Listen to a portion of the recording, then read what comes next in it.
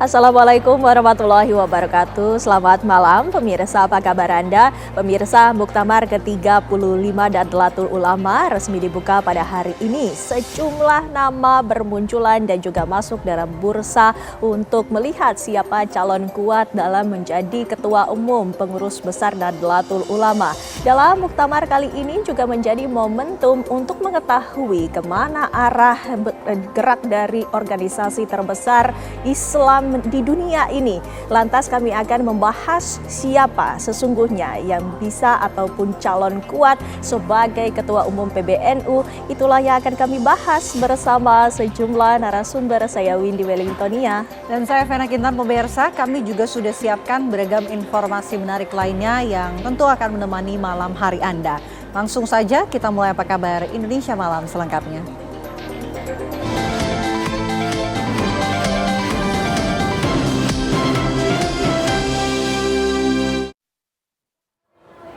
Kita ke berita pertama, pemirsa. Kebakaran hutan dan lahan masih terjadi di wilayah Kabupaten Bungo, Jambi. Api kembali menghanguskan 2 hektar sumak belukar. Petugas Karhutla Kabupaten Bungo turun langsung ke lapangan, bahu-membahu melakukan pemadaman api dengan alat seadanya. Tim gabungan Karhutla Kabupaten Bungo Jambi terus berupaya melakukan pemadaman api yang membakar 2 hektar lahan di wilayah Dusun Sarana Jaya, Kecamatan Batin 3, Kabupaten Bungo Jambi. Karena terdapat 6 titik kebakaran lahan yang terjadi di Kabupaten Bungo Jambi, petugas Karhutla yang diketuai oleh Dandim Bungo Tebo, Wakapolres Bungo, dan Kajari Bungo melakukan pemadaman api dengan alat seadanya. Kencangnya angin membuat lahan dengan cepat terbakar. Untuk mengantisipasi agar api tidak merambat luas, petugas langsung turun ke lokasi dengan melakukan pemadaman dengan alat seadanya. Setelah berjibaku melawan panasnya sengatan api selama hampir 2 jam, petugas akhirnya berhasil memadamkan api. Hingga saat ini polisi masih melakukan penyelidikan terkait kebakaran lahan tersebut. Masyarakat diimbau untuk tidak membakar lahan dan segera melaporkan jika melihat adanya titik api.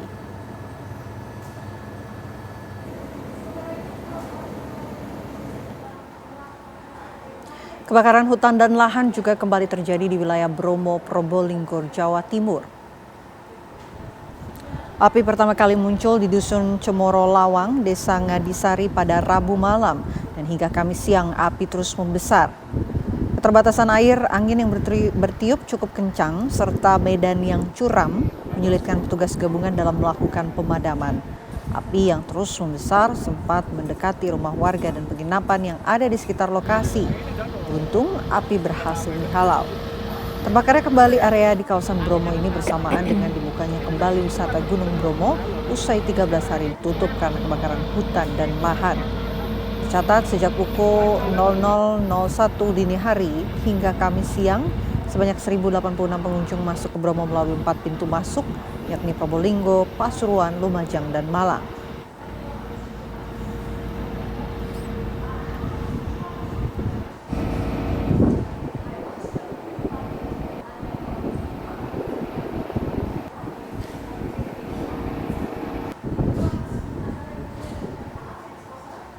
Sejumlah sumur darurat dibuat petugas gabungan untuk memudahkan suplai air pemadaman serta pendinginan lokasi kebakaran hutan dan lahan di Desa Rimbo Panjang, Kabupaten Kampar Riau. Untuk memenuhi kebutuhan air dalam proses pemadaman dan pendinginan, petugas menggali sumur darurat di lokasi sekitar kebakaran. 5 sumber air telah berhasil dibuat. Air dari sumur tersebut kemudian dipompa menggunakan mesin menuju titik-titik api yang masih menyala maupun lokasi yang masih mengeluarkan asap. Langkah ini dilakukan untuk memastikan seluruh sumber api dapat dipadamkan secara menyeluruh sekaligus mencegah api kembali muncul dan meluas ke area lainnya. Petugas juga terus memantau sejumlah titik yang telah dipadamkan mengingat kondisi lahan yang kering dan gambut membuat api berpotensi muncul kembali.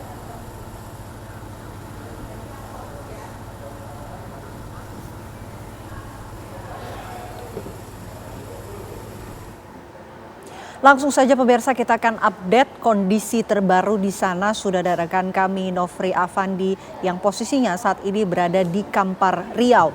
Selamat malam Nofri, bagaimana situasi terbaru di sana?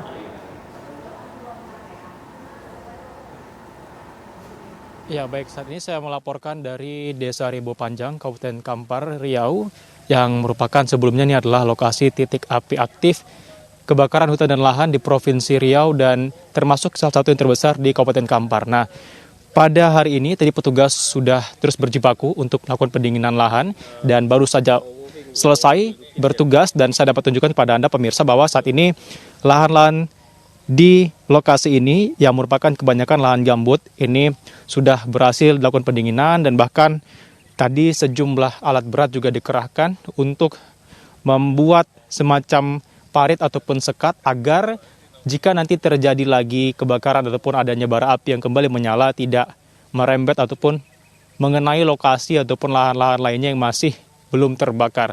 Nah, saat ini tadi kami mengkonfirmasi kepada para petugas, saat ini sudah sekitar kurang dari 5 hektar lahan lagi yang akan ataupun yang belum berhasil dilakukan pendinginan. Bisa terlihat di belakang saya pemirsa masih ada lahan-lahan yang mengeluarkan asap yang berasal dari bagian bawah lahan gambut, yang ini jika terkena cuaca terik ataupun panas dan juga dihembus angin kencang berpotensi untuk kembali menyala. Nah, tadi juga sejumlah sumur bor telah berhasil dibuat oleh para petugas sejak beberapa hari kemarin. Saat ini sudah ada sekitar 5 sumur bor yang telah dibuat dan juga beberapa embung ataupun kolam buatan untuk menampung air tersebut agar memudahkan para petugas mendapatkan suplai air untuk menyiram beberapa titik-titik yang masih mengeluarkan asap dan berpotensi dapat terbakar kembali. Nah, dengan dibuatnya sekat ataupun parit ini pemirsa, ini tentunya bisa berefek sangat baik karena jika nanti hembusan angin cukup kencang, sumber api yang kembali muncul tidak mengenai lahan-lahan yang masih hijau atau memperluas lahan ataupun tanah kebakaran hutan lahan ini semakin meluas. Nah, pemirsa, saat ini untuk titik hotspot di Provinsi Riau berdasarkan data terbaru pada sore hari ini yang dirilis oleh BMKG Provinsi Riau kembali meningkat, yang sebelumnya 69 titik panas, saat ini ada sebanyak 171 titik panas yang tersebar di sejumlah kabupaten kota di Provinsi Riau. Sementara itu, pemirsa, untuk jarak pandang di Kota Pekanbaru dan juga Kabupaten Kampar yang bersebelahan, ini pada radius 3-6 km dengan kategori udara berada pada level tidak sehat. Nah, pemirsa, kita tentunya saat ini masih menantikan adanya tersangka-tersangka lainnya terkait kasus kebakaran hutan dan lahan ini, di mana tadi sore baru saja Polda Riau merilis kembali bahwa sepanjang 2025 hingga 2026 ada sebanyak 35 kasus yang diungkap dengan total tersangka semakin bertambah dan sudah mencapai 38 tersangka. Demikian saya kembalikan ke studio. Baik, terima kasih Nofri Afandi mengabarkan langsung dari Kampar, Riau. Tetap jaga kesehatan Anda, selamat bertugas kembali. Pemirsa, beralih ke kabar mancanegara, longsor dan banjir bandang menerjang pos perbatasan Nepal dan China. Ratusan wisatawan asing dilaporkan hilang dan 9 orang tewas. Rekaman kamera pengawas memperlihatkan detik-detik saat sejumlah orang berlarian menyelamatkan diri tepat sebelum material longsor dan lumpur menerjang kawasan perbatasan dua negara tersebut. Badan Pariwisata Nepal melaporkan sebanyak 384 pelancong dinyatakan hilang. Dari jumlah itu 291 diantaranya merupakan warga negara asing, termasuk lebih dari 100 warga negara India. Longsor hebat yang berasal dari sisi wilayah Nepal ini turut menghantam kawasan pelabuhan darat di Riau di wilayah Tibet, memutus akses jalan, jaringan komunikasi, serta pasokan listrik. Presiden China Xi Jinping memerintahkan operasi pencarian maksimal terhadap korban hilang serta mendorong peningkatan sistem peringatan dini untuk mengantisipasi bencana susulan di wilayah pegunungan tersebut.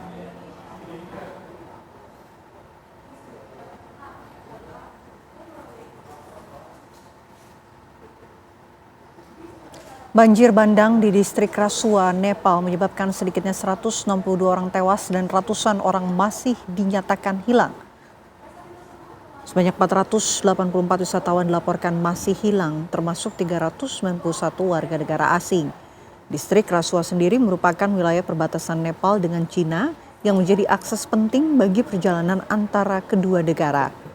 Pemerintah Nepal telah mengerahkan tentara, polisi, dan pasukan polisi bersenjata untuk melakukan pencarian dan penyelamatan. Selain itu, petugas juga menyiapkan layanan medis, tempat penampungan sementara, serta pasokan makanan bagi warga yang terdampak. Seorang wanita korban selamat bernama Kesyaf Prasad Baral berhasil dievakuasi menggunakan bantuan helikopter penyelamat tim SAR setelah terjebak ketakutan selama hampir 5 jam di tengah kepungan banjir lumpur.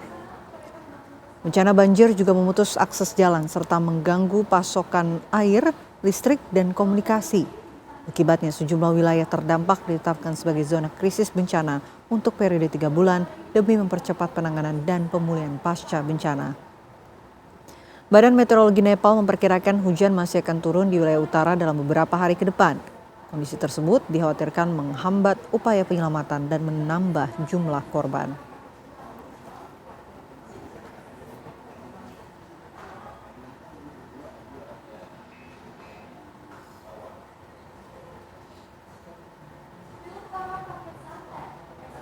Beralih ke kabar selanjutnya, pemirsa, pimpinan DPR RI menemui perwakilan Aliansi Masyarakat Pati Bersatu di dalam gedung DPR RI, Senayan, Jakarta. Audiensi digelar di sela-sela rapat paripurna saat unjuk rasa berlangsung di luar gedung Dewan. Audiensi yang digelar di sela rapat paripurna DPR RI ini diikuti oleh Wakil Ketua DPR RI Sufmi Dasko Ahmad, Jujun Ahmad Syamsur Rijal, Saan Mustopa, dan Wakil Ketua Komisi 6 DPR RI Andre Rosiade. Perwakilan massa aksi bertemu dengan pimpinan DPR untuk menyampaikan tuntutan pengesahan RUU perampasan aset. Dalam audiensi ini, pimpinan DPR menyatakan bahwa RUU perampasan aset akan diselesaikan paling lambat pada 15 Desember 2026.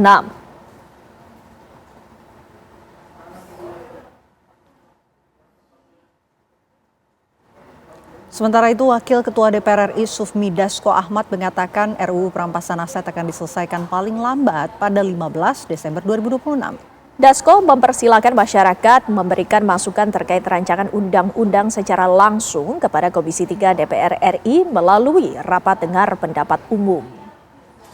Dalam rapat paripurna, kita sudah sampaikan, sepakati dan disetujui bahwa limit waktu paling lambat untuk rancangan undang-undang perampasan aset itu akan diketok di paripurna pada tanggal 15 Desember 2026. Dan biasanya kalau rapat paripurna ada berita acara, saya sudah minta tadi untuk jadi pegangan kawan-kawan sekalian.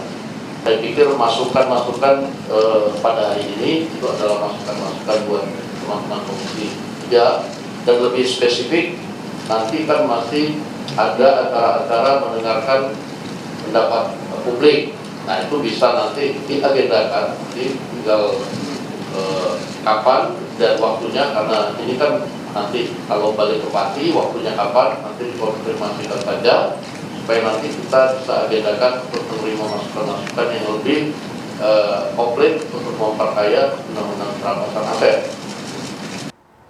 DPR berjanji rampungkan rancangan undang-undang perampasan aset 15 Desember 2026. Pimpinan DPR RI menandatangani surat pernyataan siap menyelesaikan rancangan undang-undang perampasan aset pada 15 Desember 2026. Penandatanganan dilakukan Wakil Ketua DPR RI Sufmi Dasko Ahmad, disaksikan Jujun Ahmad Syamsur Rijal, Saan Mustopa, dan perwakilan Aliansi Masyarakat Pati.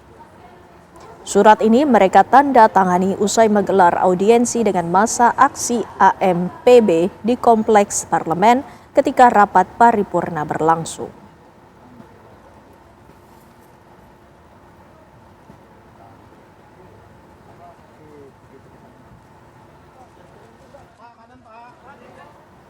Presiden Prabowo Subianto menghadiri acara Muktamar ke-35 Nahdlatul Ulama di Jombang, Jawa Timur. Kami akan hadirkan informasi selengkapnya untuk Anda sesaat lagi.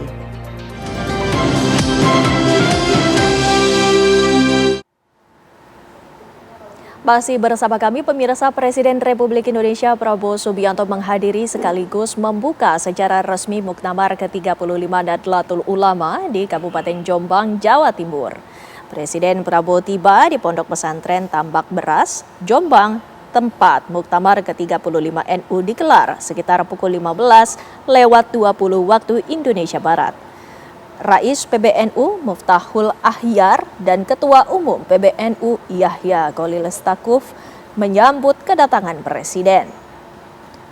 Selain Presiden, Wakil Presiden Gibran Rakabuming Raka juga tampak hadir di Muktamar ke-35 NU.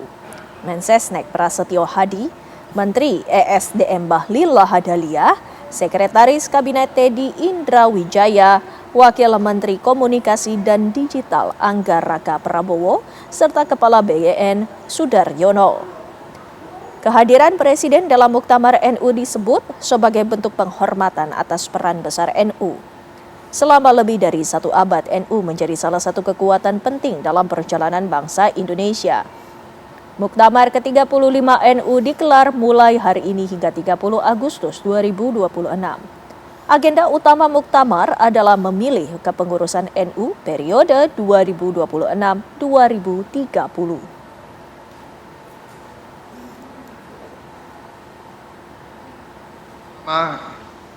Hadir selalu dalam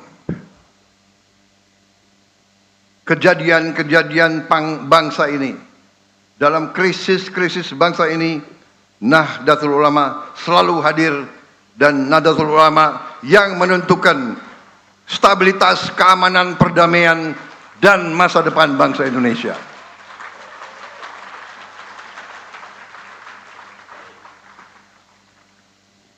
Yang disampaikan oleh Gus Yahya itu sangat benar. Juga oleh Kiai Hasib. Kalau bangsa ini mau bangkit dan mau aman, pemerintah Umaroh harus selalu dekat dengan Nahdlatul Ulama. Dan juga Muhammadiyah. Pembukaan Muktamar ke-35 NU di Pondok Pesantren Bahrul Ulum, Tambak Beras, Jombang, Jawa Timur dihadiri sejumlah menteri dan ketua lembaga tinggi negara. Deretan tokoh penting yang hadir diantaranya Ketua MPR RI Ahmad Muzani, Menteri Haji dan Umroh Muhammad Irfan Yusuf, dan sejumlah menteri. Presiden Prabowo Subianto yang juga hadir untuk membuka langsung forum tertinggi organisasi Islam terbesar di Indonesia. Muktamar ke-35 NU menjadi momentum penting bagi Nahdlatul Ulama untuk membahas berbagai agenda organisasi sekaligus merumuskan arah gerakan NU ke depan.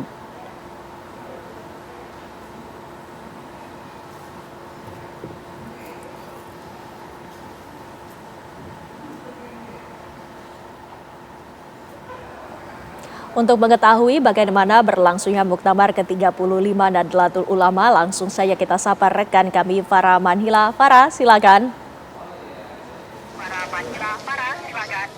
Iya, Windy dan juga pemirsa, baru saja pembukaan Muktamar ke-35 Nahdlatul Ulama ini selesai dilakukan.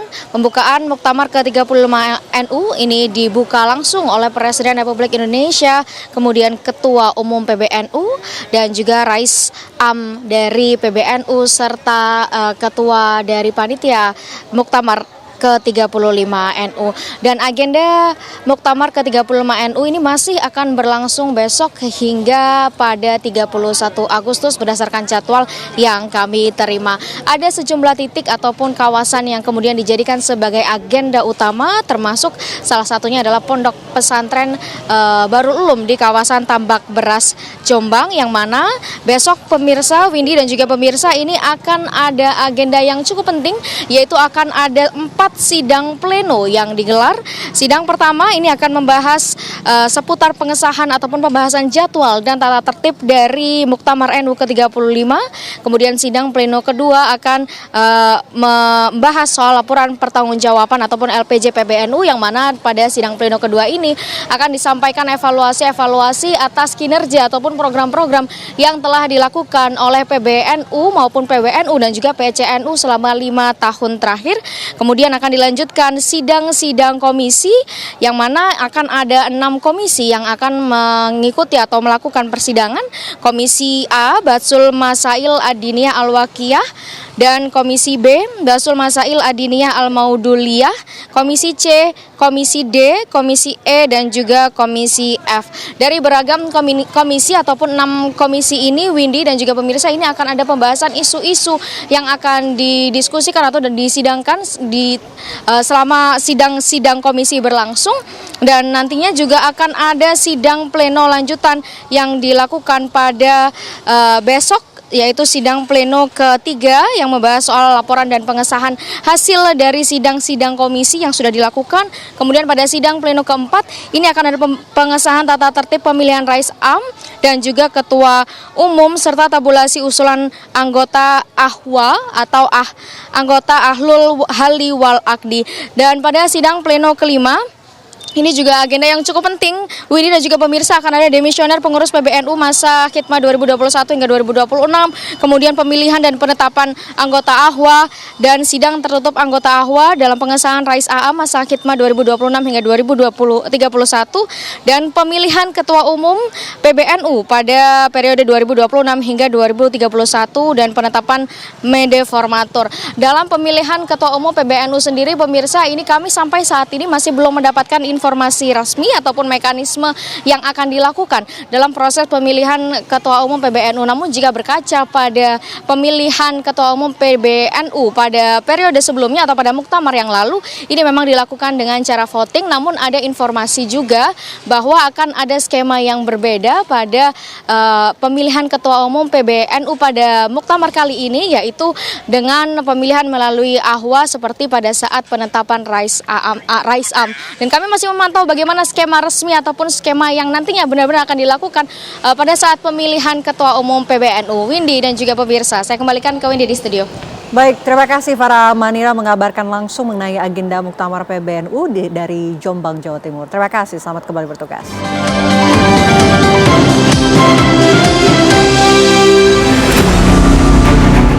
Ya, itu tadi yang menjadi pertanyaannya, siapa yang menjadi calon kuat sebagai ketua pengurus besar Nahdlatul Ulama. Kami akan membahasnya bersama sejumlah narasumber. Satu narasumber saat ini sudah bergabung bersama kami. Pemirsa, saya akan sapa. Di sebelah saya sudah hadir Wahyu Muradi yang merupakan Kepala Protokol Kepresidenannya pada periode Presiden keempat Republik Indonesia, Abdurrahman Wahid. Selamat malam Mas Wahyu, terima kasih sudah hadir bersama kami. Sehat? Malam, alhamdulillah Windy. Alhamdulillah. Tentunya ini menjadi perbincangan menarik karena kita ketahui bersama pada muktamar kali ini adalah yang ke-35.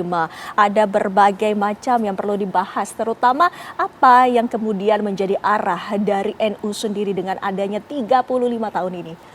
Ya, ini muktamar NU yang ke-35 yang paling penting, ya kan? Karena ya banyak alasan ya. Tapi yang kemudian menarik adalah ini boleh dibilang kan muktamar yang dipercepat, ya kan?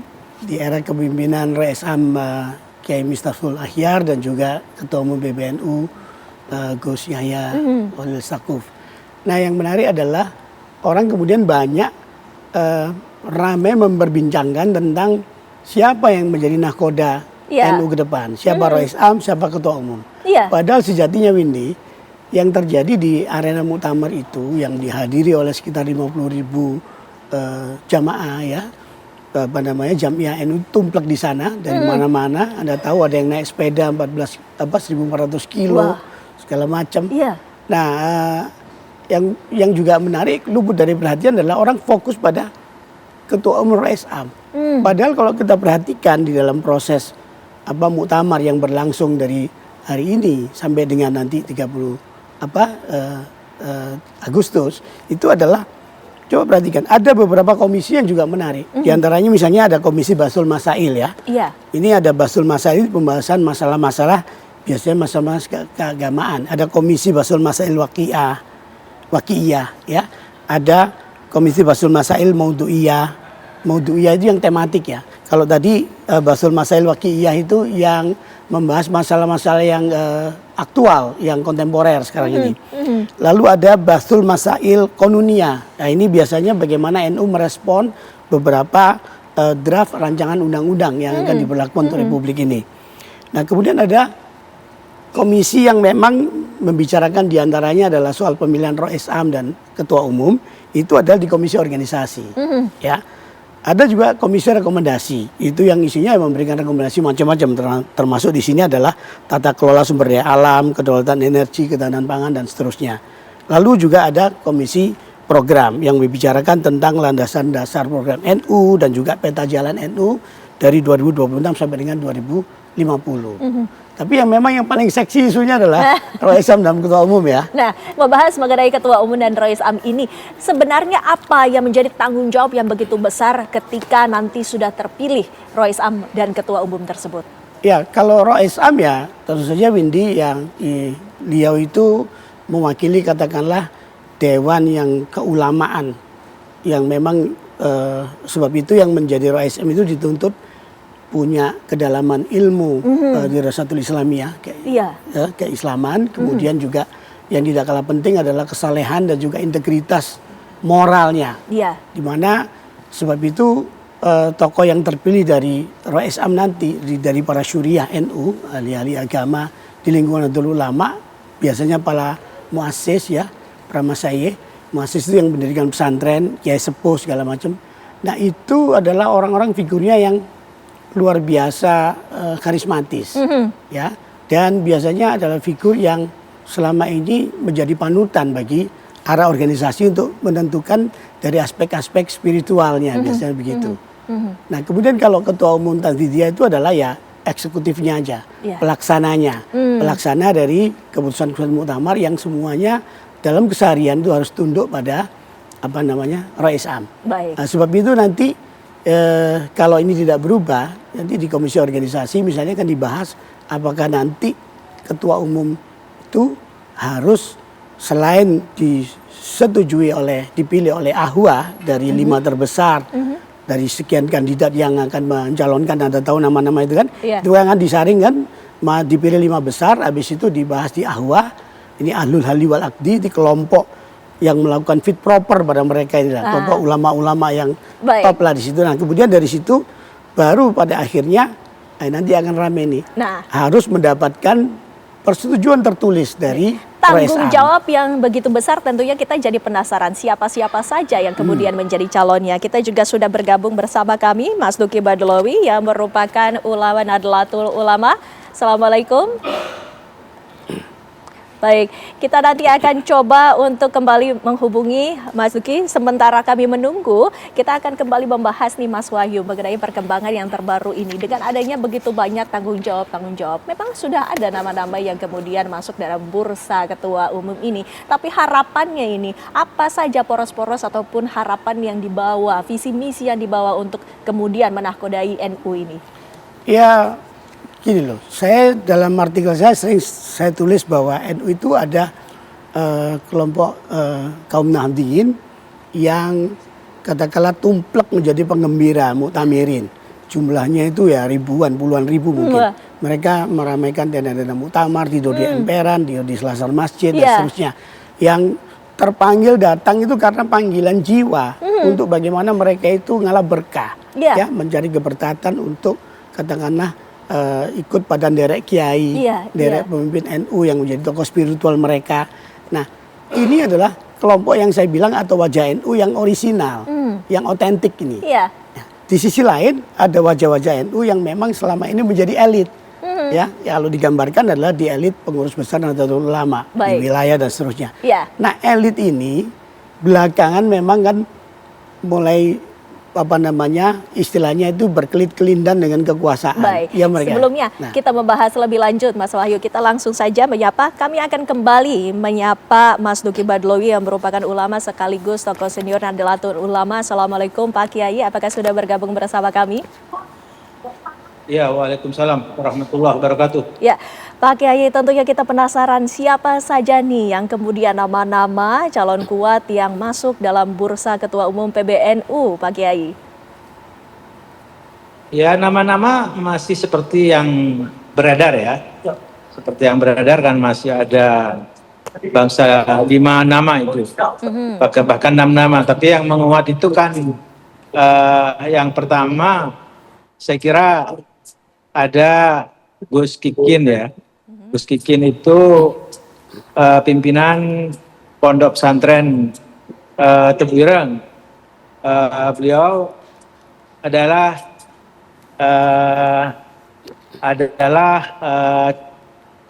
cucu ya, cucu dari Hadratus Syekh Cicit. Hasyim Asy'ari.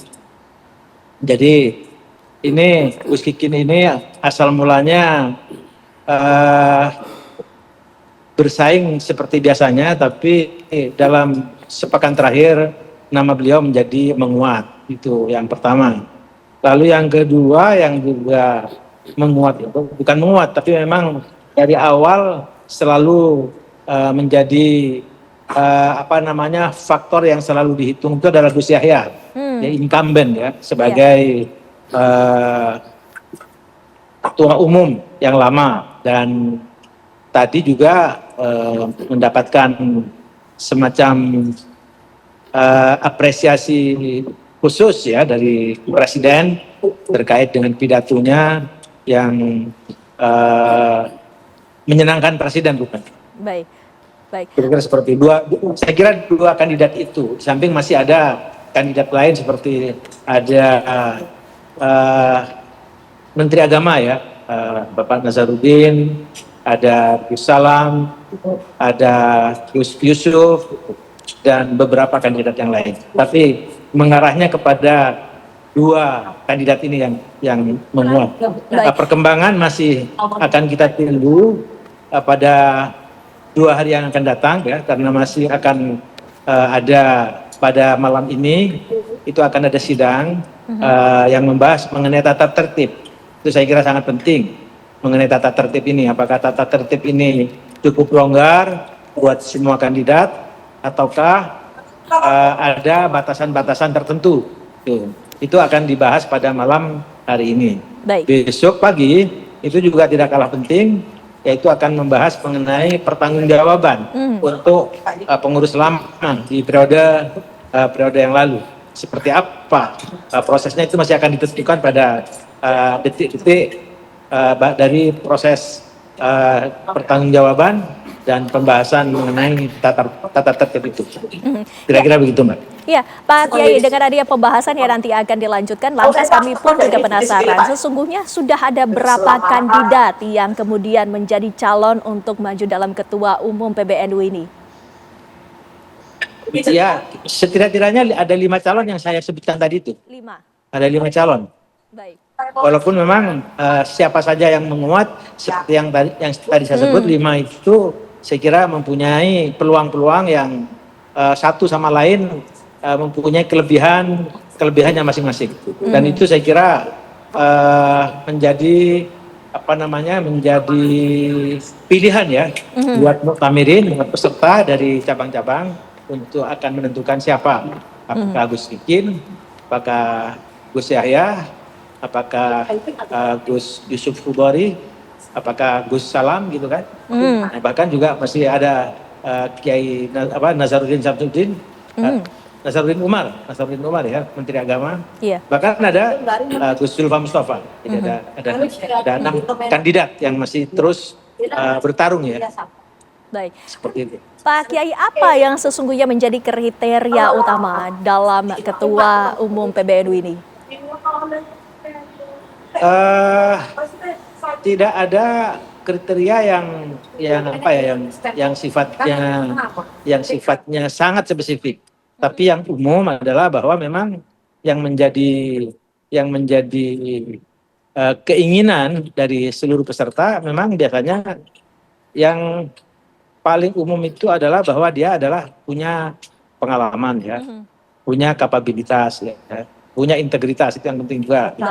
Dan tentu saja yang tidak kalah penting itu adalah dia adalah mempunyai darah yang secara nasab keturunan masih ada hubungannya dengan para ulama-ulama besar, biasanya seperti itu. Baik. Dan itu biasanya menjadi pertimbangan khusus bagi para peserta. Baik, Mas Wahyu, jika tidak tadi kita sama-sama sudah mendengarkan nama-namanya, ini sungguh menarik ya. Tapi kita juga bertanya, dengan adanya nama-nama, ada 5 kandidat yang kemungkinan akan menjadi ketua umum PBNU ini, siapa di antara mereka ini yang tentunya memiliki visi misi yang berbeda untuk membawa PBNU seperti yang asli, seperti PBNU yang merupakan PBNU yang pertama kali muncul? Iya, kalau itu sih saya rasa relatif sama. Visi-visi mereka adalah orang-orang muda yang progresif semua itu. Jadi kita harus akui, termasuk penyelenggaraan muktamar barusan ya. Ternyata Anda bayangkan kan kaum sarungan, kaum tradisionalis kan bikinnya kan sangat sederhana atau apa. Ini keren loh. Ya kan semuanya itu digitalized. Ya kan ada pemakaian AI dan seterusnya. Jadi ini ada satu kemajuan yang luar biasa dari generasi muda NU sekarang, termasuk kandidat-kandidat pemimpin yang akan datang, khususnya calon ketua umum. Mau tetap Gus Yahya, mau Gus Kikin, mau Gus Salam, Yusuf Hudori, Pak Nazaruddin Umar, monggo. Ya kan, yang penting adalah ya ini pesan-pesan moralnya adalah bagaimana ini forum muktamar dijadikan satu islah, tempat untuk kemudian nggak usah berantem, nggak usah ribut, nggak usah ngeremein hal-hal yang selama ini antara dibenturkan antara satu ini adalah pesanan kekuasaan, ini kemudian berjarak dengan kekuasaan dan seterusnya. Nah yang penting kembali kepada hitoh Nahdiyah yang beneran gitu loh, Jamiah yang benar-benar tulus. Nah, itu makanya nanti kembali kepada masing-masing calon pemimpinnya itu, calon kandidat itu. Benar serius mereka memimpin NU seperti itu atau ada niat lain. Kalau misalnya ada kira-kira ada misi terselubung di balik itu yang kira-kira malah merugikan, mencabut ruh Nahdlatul Ulama, sebaiknya mundur, nggak usah dipimpin. Baik, dengan adanya 5 kandidat yang kemudian sudah ada sebagai ketua umum PBNU, kita pun juga ingin mengetahui siapa di antara mereka yang kemudian merupakan sosok yang kemudian dipilih sebagai ketua umum PBNU. Kami akan membahasnya sesaat lagi.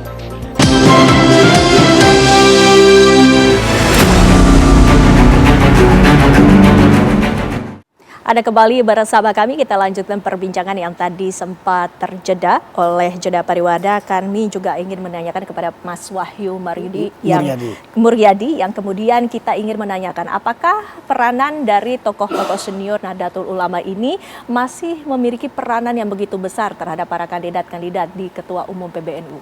Oh masih. Karena di NU itu ya bagaimanapun masih ada sistem ketawaduan ya, antara santri dan kiai. Tadi dalam konteks pemilihan ketua umum PBNU, ya ketua umumnya ya, bukan Roisam main lagi. Itu nanti kan melalui yang namanya sistem, kalau disepakati ya, Ahlul Halli wal Aqdi. Ini adalah sekelompok ulama di 9 orang ulama senior yang sangat kredibel, yang namanya sudah bagus, yang terkenal soleh, ya karismatik, integritasnya tidak diragukan segala macam. Itu 9 orang untuk memilih ketua umum PBNU ini dari 5 nanti itu. Nah, tapi setelah itu akhirnya yang harus mendapatkan restu atau persetujuan tertulis dari Roisam. Nah, Roisam juga begitu, itu dipilih tidak sembarang orang, ini kelompok yang khusus lagi gitu nanti antara mereka dari dari Ahlul Halli wal Aqdi ya, setelah melalui proses di pleno muktamar. Iya, lantas kemudian pertanyaannya Pak Kiai Mastuki, apa sesungguhnya yang menjadi tantangan terbesar kepada ketua umum ini?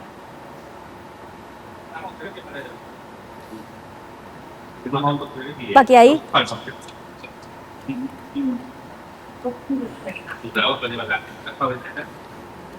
Ya, Pak Kiai Mastuki.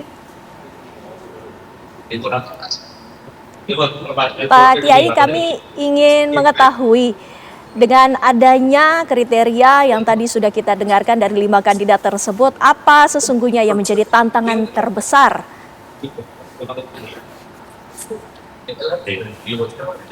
Pak Kiai, baik, kami akan coba memperbaiki telekomunikasi kami. Pak Kiai.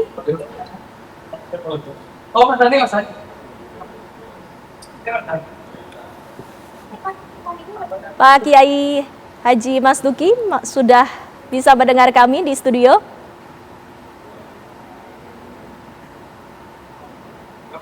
Pak Kiai.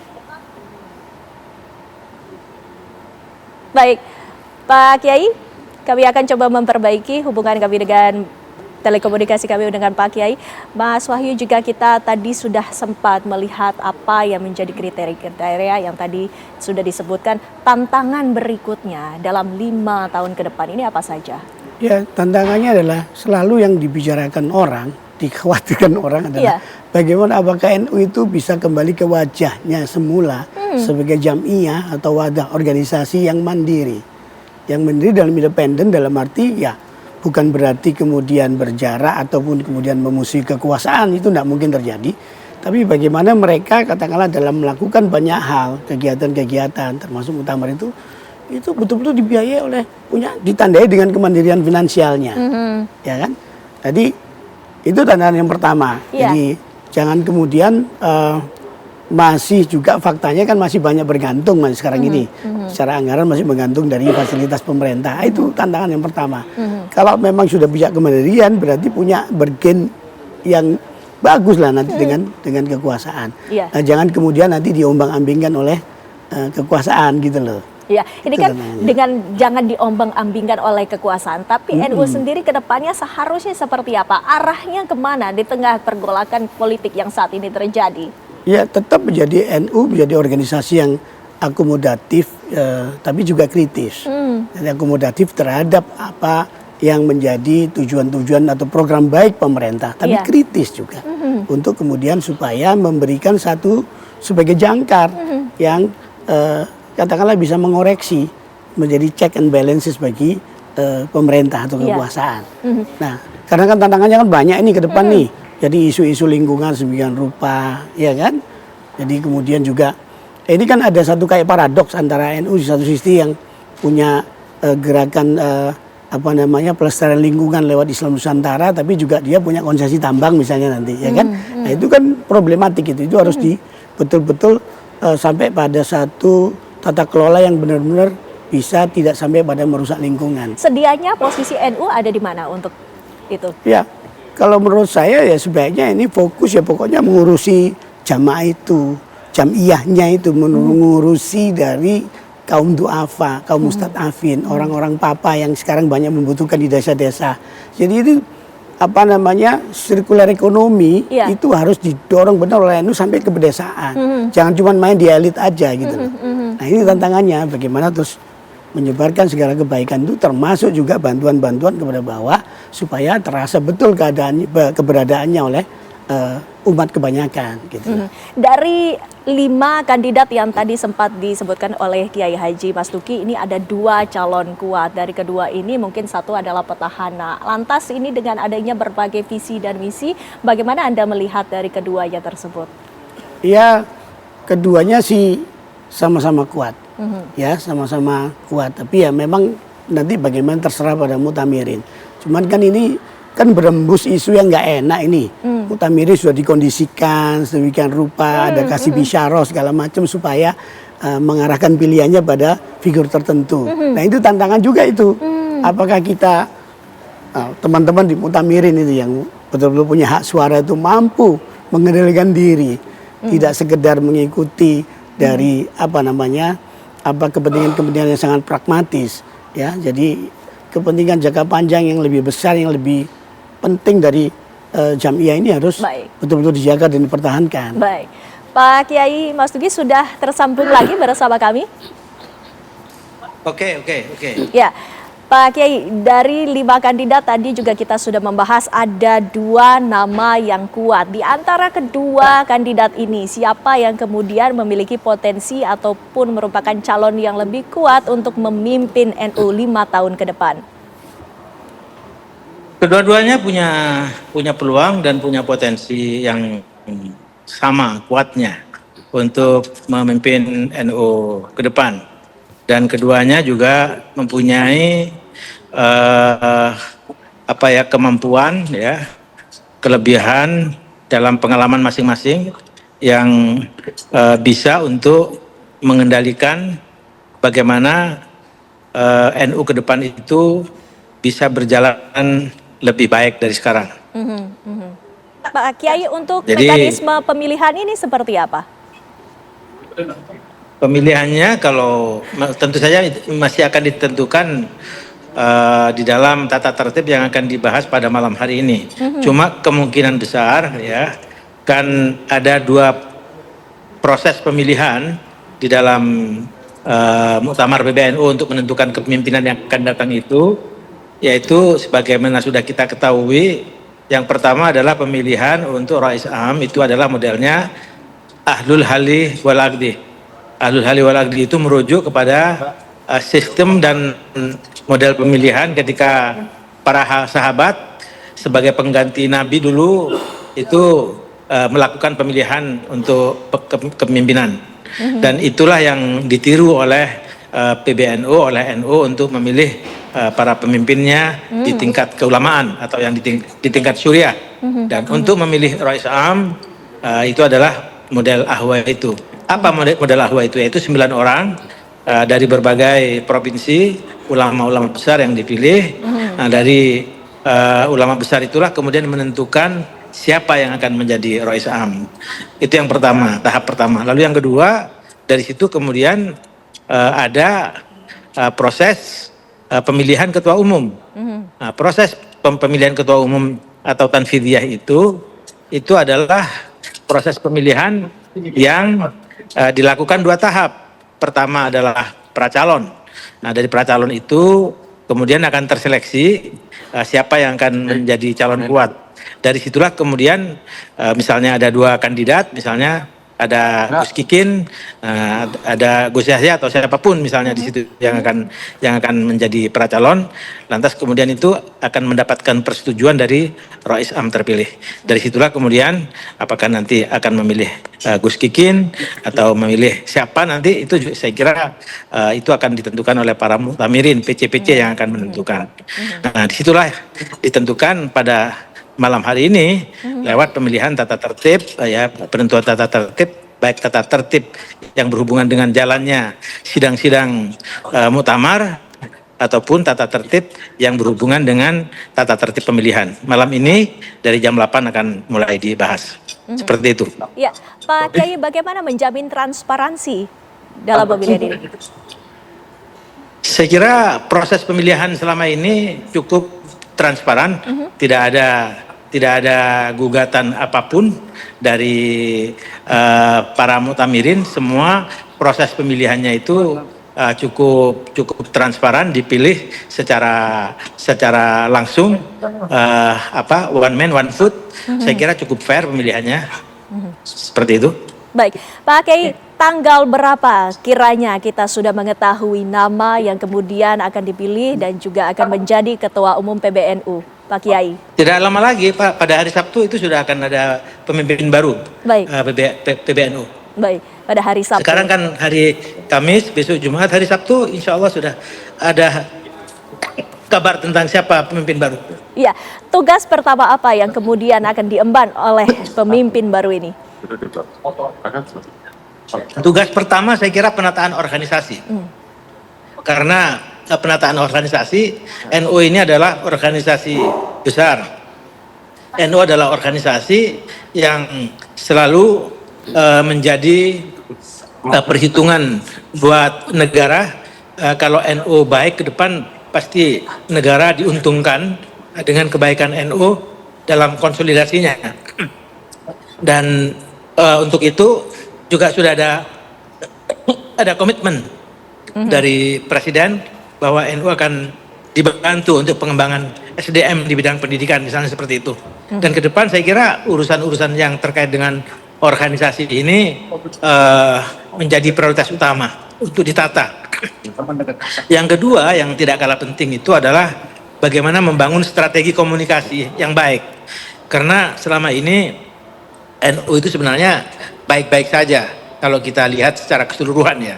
Bahwa kemudian ada sedikit perbedaan pendapat dan segala macamnya itu yang muncul di media massa itu sebenarnya adalah percikan saja, dan kalau strategi komunikasinya benar saya kira itu ke depan akan NU tertata dengan baik. Dan penataan strategi komunikasi ini saya kira juga perlu waktu pengkonsolidasiannya. Setidak-tidaknya dalam 6 bulan sampai setahun itu sudah bisa terkonsolidasi kembali bagaimana membangun citra NU dengan baik ke depan. Kira-kira seperti itu. Baik. Salah satunya ya gitu. Baik, Mas Wahyu, hari Sabtu kita kemungkinan sudah akan ada nih ketua umum namanya yang sudah muncul sebagai Insya ketua Allah, umum insya Allah. PBNU. Insya Allah seperti Insya Allah nggak itu. sampai mundur-mundur ya. Harapannya itu seperti apa? Ya harapannya semua berjalan sebagaimana mekanisme yang transparan, yang terbuka lewat proses pemilihan yang bisa dipertanggungjawabkan oleh siapapun. Tidak ada hengki-pengki di situ, tidak ada alasan pemilihan karena faktor-faktor di luar soal-soal yang bisa dibenarkan, ya kan? Ya itu kan jadi bagus sehingga nanti apapun yang diputuskan sebagai hasil muktamar menjadi pilihan bersama bagi seluruh jamiah Nahdlatul Ulama gitu kan, sehingga tidak ada lagi diharapkan yang namanya pengkubuan, ya kan, faksi-faksi antara kelompoknya Rois Am dan ketua Tanfidiyah itu kemudian harus lebur lah, jadi satu lah untuk kemajuan NU ke depan yang pada akhirnya bagus juga untuk negara. Baik, kesatuan dari NU ini yang diharapkan ke depannya dan itu menjadi PR dari Ketua Umum PBNU yang baru. Terima kasih Mas Wahyu. Pak Kiai juga terima kasih sudah bergabung bersama kami di Apa Kabar Indonesia Malam. Sehat selalu. Wassalamualaikum warahmatullahi wabarakatuh. Oke. Waalaikumsalam warahmatullahi wabarakatuh. Dan tentunya pemirsa, kami masih akan menghadirkan sejumlah informasi lainnya selepas jeda pariwara berikut ini. Tetaplah bersama kami.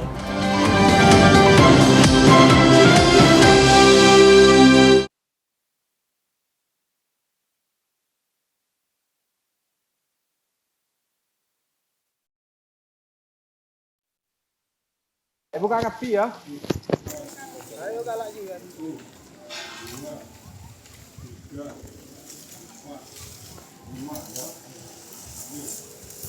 Ini biar bantu nih. Ayo, tolong aku.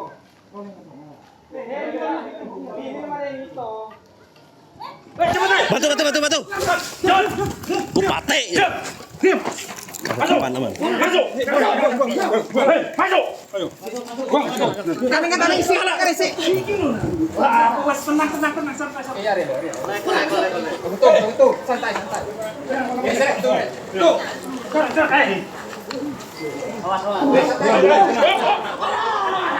Ini adalah seorang sekretaris desa di Kabupaten Bangkalan, Jawa Timur yang ditangkap oleh polisi setelah menutup akses jalan desa menggunakan portal sambil membawa celurit dan mengancam warga. Warga yang memaksa melewati jalan tersebut dimintai uang senilai 50 juta rupiah. Inilah momen saat sejumlah anggota kepolisian berusaha merayu pelaku agar meletakkan senjata tajamnya di jalanan desa Bungkeng, Kecamatan Tanjung Bumi, Kabupaten Bangkalan. Namun upaya negosiasi polisi ini ditolak mentah-mentah oleh IB yang juga menjabat sebagai sekretaris desa setempat. Setelah cukup lama bernegosiasi, polisi lalu bergerak perlahan mendekati IB. Saat pelaku lengah, seorang anggota polisi langsung menerjang yang diikuti petugas lain untuk meringkusnya beramai-ramai. Upaya ini tak mudah karena IB terus memberontak, namun ia akhirnya dijinakan setelah celurit yang dipegangnya berhasil direbut. Menurut polisi, aksi arogan ini ia lakukan karena sekdes tersebut merasa dimusuhi oleh para warganya. Dan saat didatangi polisi pun, IB menolak membuka portal jalan tersebut sambil tetap mengacungkan celurit. Bahkan IB sempat meminta uang 50 juta jika ingin portal jalan dibuka lagi. Polisi mengamankan celurit yang digunakan IB sebagai barang bukti. IB kini dibawa ke Polres Bangkalan untuk menjalani pemeriksaan dan proses hukum lebih lanjut.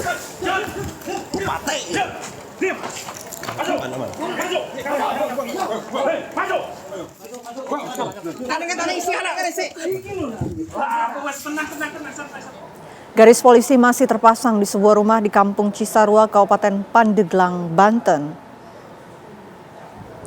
Tim gegana dari Polda Banten yang dibantu oleh tim Inafis Polres Pandeglang serta tim dari Puslap For Mabes Polri masih melakukan olah TKP di lokasi ledakan. Kedatangan petugas kepolisian ini tak pelak menjadi tontonan warga sekitar. Tim gabungan terus memeriksa seluruh bagian dapur rumah yang sudah rata dengan tanah untuk mencari barang bukti. Terlihat satu persatu barang bukti dari lokasi kejadian dikumpulkan dan kemudian dimasukkan ke dalam kantong berwarna coklat dan kotak berwarna abu-abu. Keseluruhan barang bukti dari olah TKP akan dibawa ke laboratorium forensik untuk diperiksa lebih lanjut. Dan dalam peristiwa ledakan ini, 2 orang yang juga merupakan pemilik rumah menjadi korban. Ali sang suami meninggal dunia, sementara istrinya dalam kondisi kritis dan dalam perawatan di rumah sakit.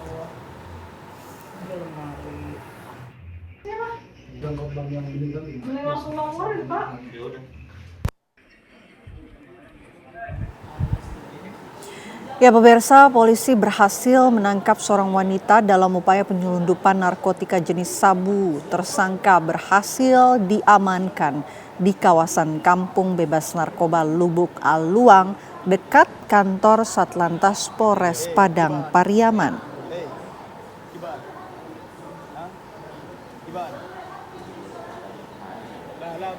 Setelah dilakukan pengejaran, polisi berhasil menangkap pelaku di sebuah minibus saat hendak kabur.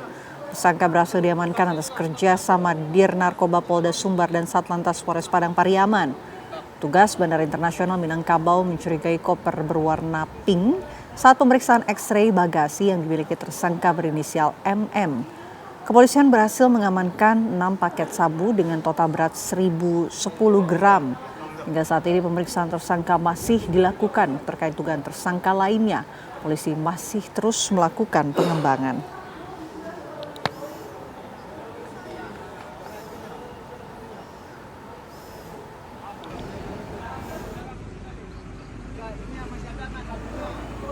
Berikutnya pemirsa, ada seorang balita tewas dengan kondisi mengenaskan.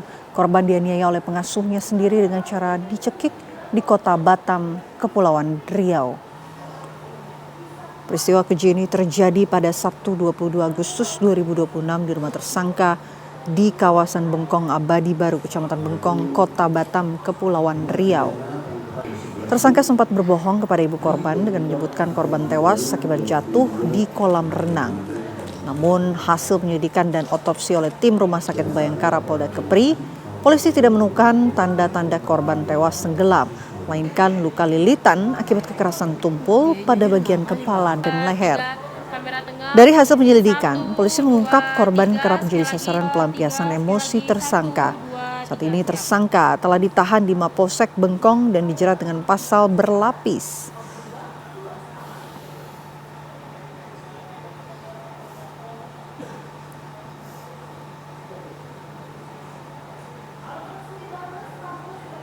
Jago merah melalap puluhan rumah di pemukiman padat penduduk di Jalan Tembok Bolong Muara Angke, Jakarta Utara.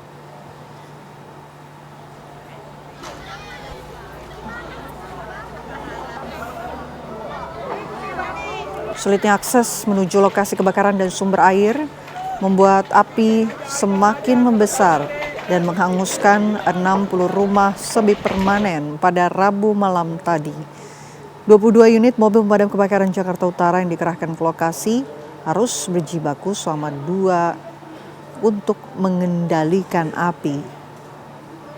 Diduga kebakaran ini berasal dari korsleting listrik dari salah satu rumah warga. Pasca amukan si jago merah, lebih kurang 200 warga yang kehilangan tempat tinggal terpaksa mengungsi ke tenda pengungsian di sekitar lokasi kebakaran. Sejumlah warga pun tampak masih mengais barang-barang yang dianggap berharga dan masih dapat digunakan. Warga berharap bantuan terus disalurkan, terlebih untuk lansia, bayi, serta anak-anak.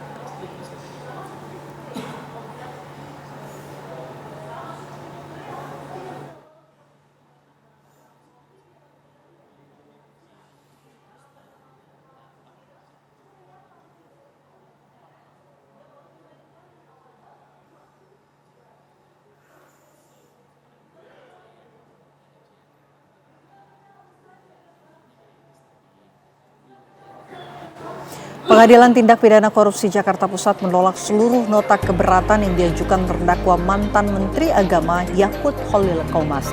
Kami akan hadirkan informasi selengkapnya untuk Anda sesaat lagi.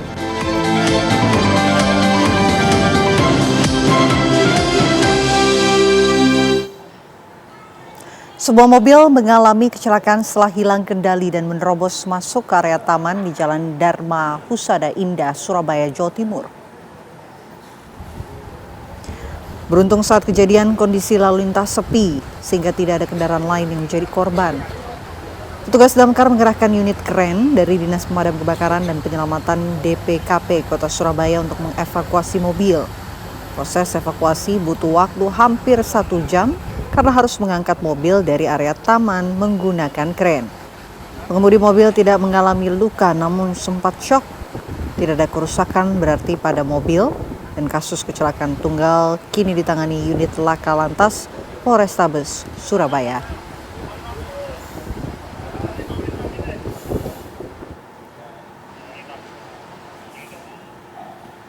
Dua rumah bangunan semi permanen di Jalan Dukuh, pinggir Tanah Abang, Jakarta Pusat, Rabu malam ludes terbakar. Warga yang panik berusaha mengevakuasi harta bendanya ke lokasi yang aman dari kebakaran. Belasan unit pemadam kebakaran dikerahkan ke lokasi kejadian. Penyebab kebakaran ini belum diketahui pasti. Dalam peristiwa ini tidak ada korban jiwa.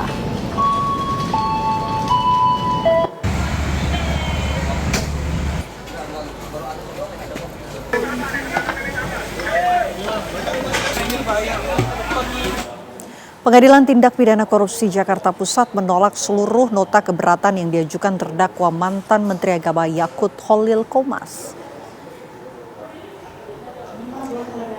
Sidang lanjutan perkara dugaan korupsi kuota haji tambahan di Kementerian Agama kembali digelar. Agenda sidang pembacaan putusan sela atas nota keberatan atau eksepsi yang diajukan oleh terdakwa Yakut Khalil Qomas. Hakim pra-peradilan memutuskan menolak atau tidak menerima seluruh nota keberatan atau eksepsi dari mantan Menteri Agama Yakut Khalil Qomas. Dengan demikian, Yakut akan menjalani persidangan pokok perkara. Yakut menyatakan siap mengikuti seluruh proses persidangan secara kooperatif dan akan menjawab dakwaan dengan fakta-fakta secara terbuka.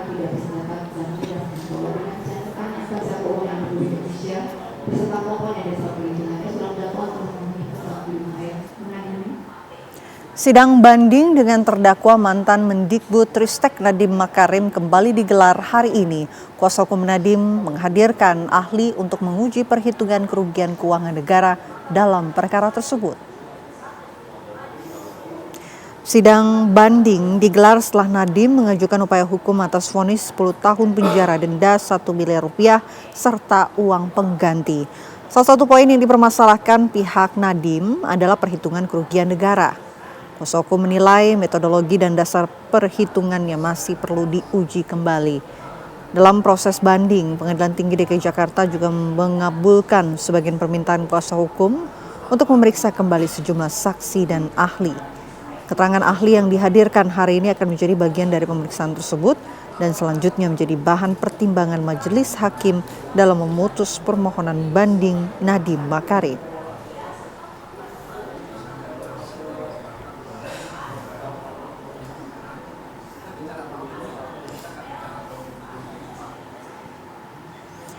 KPK menahan Gatot Heru Hernanda, tersangka kasus korupsi kepabeanan di Direktorat Jenderal Bea dan Cukai Kementerian Keuangan.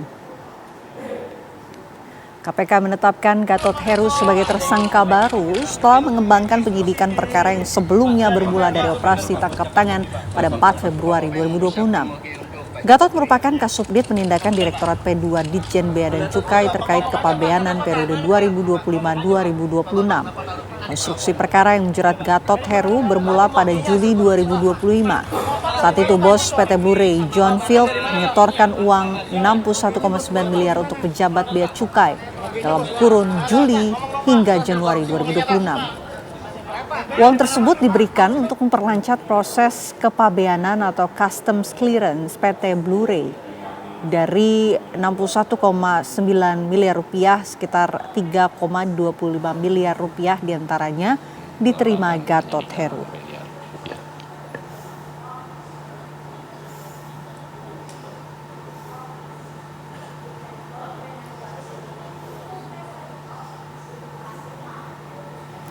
Warga korban gempa dahsyat 7,7 magnitudo di Kecamatan Lamba, Leda Utara, Manggarai Timur dibantu anggota Samapta Polda NTT mulai membersihkan puing-puing runtuhan rumah dan berusaha menyelamatkan sejumlah barang-barang. 12 hari pasca gempa, warga mulai membersihkan puing-puing runtuhan material rumah guna menyelamatkan barang-barang. Warga dan anggota Samapta Polda NTT mengevakuasi barang-barang yang bisa diselamatkan serta membersihkan puing-puing rumah. 5 karung beras milik salah satu warga yang baru dipanen yang tertimbun runtuhan berhasil diselamatkan serta mengevakuasi barang lainnya. Di Dampek Lamba, Leda Utara, personel Polda membantu 3 kepala keluarga yang rumahnya rusak parah untuk mengevakuasi barang-barang dalam rumah yang tertimbun material bangunan serta membersihkan runtuhan material rumah.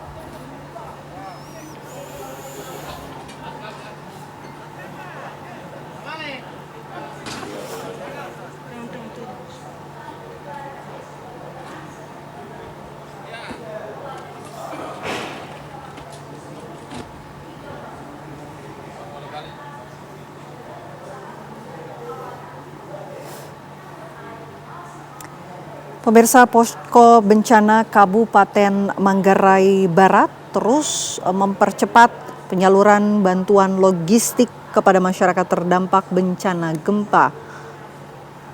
Tercatat sudah sebanyak 71 kali dropping bantuan disalurkan ke 12 desa di 12 kecamatan dengan total warga terdampak yang terlayani mencapai 278 jiwa dari 88 kepala keluarga. Sejumlah desa yang menerima distribusi bantuan diantaranya Desa Labuan Bajo, Pontianak, Seraya Maranu, Batu Cermin, serta Desa Golobilas. Total logistik yang telah disalurkan meliputi 124.950 kg beras, 216 lembar terpal, 56 dus mie instan, 59 dus air mineral, serta 40 lembar selimut. Seiring penyaluran tersebut, stok beras di gudang posko kini tersisa 1.789 kg. Sementara stok tenda atau terpal tersedia 50 unit dan bahan makanan lainnya tersedia 9.187 paket.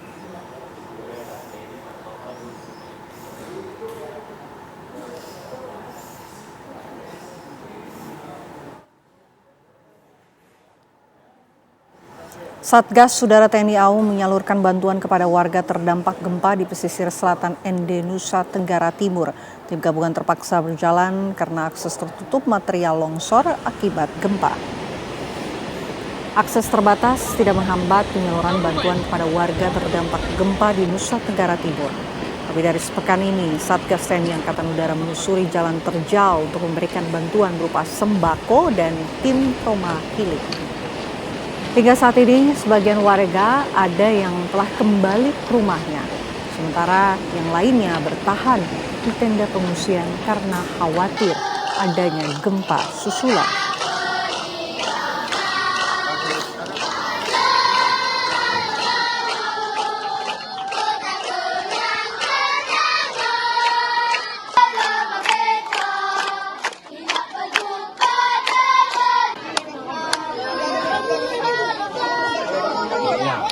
Usai sudah perjumpaan kita, saya Windy Wellingtonia. Dan saya Vena Kintan. Pemirsa, sesaat lagi akan ada program kabar utama bersama dengan Jasmine Rahmadi yang akan hadir menemani Anda. Kami dari Apa Kabar Indonesia Malam pamit. Terima kasih atas kebersamaan Anda pemirsa. Sampai jumpa.